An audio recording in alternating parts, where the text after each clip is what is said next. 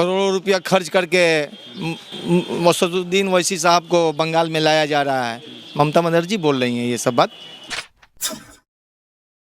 यहाँ पर एक मौलवी साहब लग रहा है अखबार पढ़ रहे हैं, लग क्या रहा पढ़ ही रहे हैं।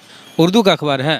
जी हाँ, उर्दू की अखबार है। अच्छा, बंगाल में बड़ा मुश्किल होता है अखबार, क्या है हेडलाइन जरा बताइएगा आप। मुसलमानों के लिए ज़मीन तंग, मुस्लिम वोटों की तकसीम के लिए बंगाल में भगवा साजिश। अच्छा, बीजेपी को करोड़ों रुपया खर्च करके हैदराबाद की पार्टी को बंगाल में लाई जा रही है ममता बनर्जी।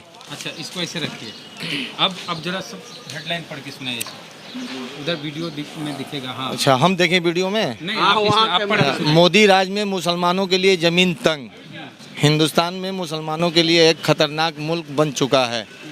बैनुल अक़वामी रिपोर्ट के मुताबिक मुसलमान वोटरों की तकसीम के लिए बंगाल में भगवादारी इत्तेहादी साजिश हो रही है।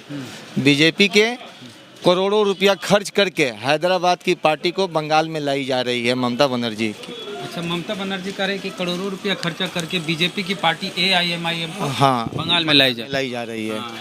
आपका नाम क्या हुआ? मेरा नाम मोहम्मद मिराज खान हुआ। हाँ, मिराज खान साहब। हाँ। अच्छा, तो क्या लगता है कि बनर्जी जो ममता दी हैं वो कितना सही बोली है? ममता बनर्जी तो बिल्कुल सही बोल रही हैं, क्योंकि असदुद्दीन ओवैसी साहब को इस बार यहाँ से चुनाव नहीं लड़ना चाहिए, क्योंकि यहाँ पर अभी साजिश बहुत ही खतरनाक चल रही है। देखिए, शुभेंदु अधिकारी अभी ममता बनर्जी को छोड़ करके शायद ना कोई घोटाला में वो फंसने वाले हैं, इसलिए वो जा करके भगवा के साथ में जुड़ना चाहते हैं। यही बंगाल से हैं कि यूपी बिहार? हम यूपी से हैं। यूपी में कहाँ से? गाजीपुर से। गाजीपुर से हैं। वोट यहाँ देते हैं कि वहाँ देते हैं? यहाँ देते हैं। अच्छा, यहीं के बासिंदे हो? हाँ, बासिंदा नहीं हो गए, लेकिन यहाँ पर सब कुछ है, वहाँ पर कुछ नहीं है। क्या करते हैं आप? यही ट्रांसपोर्टिंग लाइन में। अच्छा, उर्दू अखबार यहाँ चलता है पूरा? हाँ, पूरा चलता है। तो ओवैसी को लगातार इस तरह से कहा जा रहा है कि बीजेपी के हैं। हाँ, षड्यंत्र तो यही लग रहा है, अब आगे की हाल हम नहीं बता पाएंगे भाई। अगर ठीक है, हम एक मान लिए कि बीजेपी के हैं, हो सकता है कि वो बीजेपी के नहीं है तो फिर आकर के झूठ मूठ करना मतलब मार देना। हाँ, जैसे पश्चिम बंगाल में इस तरह से बोल रहे हैं। उत्तर प्रदेश में कोई दलित नेता उभरता था तो मायावती कह देती थी कि बीजेपी का है। चंद्रशेखर आजाद रावण के बारे में भी मायावती कई बार बोली है, भीम आर्मी के बारे में, कि वो बीजेपी का है। हाँ, लेकिन चंद्रशेखर रावण तो यूपी के रहने वाले हैं ना, तो कैसे उसको बोल देंगे? तो कुछ भी से आ सकते हैं, लेकिन ओवैसी साहब का तो बंगाल में कुछ है नहीं। तो कोई हैदराबाद आंध्रा की पार्टी पूरे देश में नहीं बननी चाहिए? बननी चाहिए, क्यों? तो भाई देखिए, हिंदुस्तान है, सबको हक है अपना हर जगह से लड़ने का।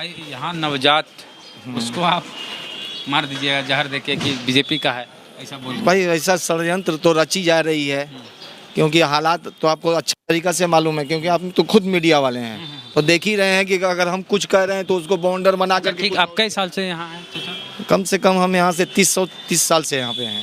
ममता जी की सरकार में मुस्लिम मंत्री हैं कोई? फरहाद हकीम मंत्री हैं, बहुत सारे मंत्री हैं, सबका नाम तो हम आपको गिना नहीं। मंत्री हैं? हाँ, मतलब प्रतिनिधित्व मिलता है? हाँ, मिलता है बिल्कुल। बड़े मुस्लिम नेता कौन है ममता जी की पार्टी? ममता जी की पार्टी में सबसे बड़े नेता तो हमको लग रहा है कि फरहाद हकीम ही है। फरहाद हकीम? हाँ। मुसलमानों का ख्याल रखा जाता है? सभी का ख्याल रखते हैं वो लोग, सभी का ख्याल रखते हैं, इसमें कोई शक नहीं। ओवैसी का कितना जादू चलेगा, क्योंकि आप अखबार पढ़ते हैं, समाचार पढ़ते हैं? ओवैसी का क्या जादू चलेगा? हमको तो नहीं उम्मीद है कि ओवैसी का कुछ जादू चलेगा यहाँ पे।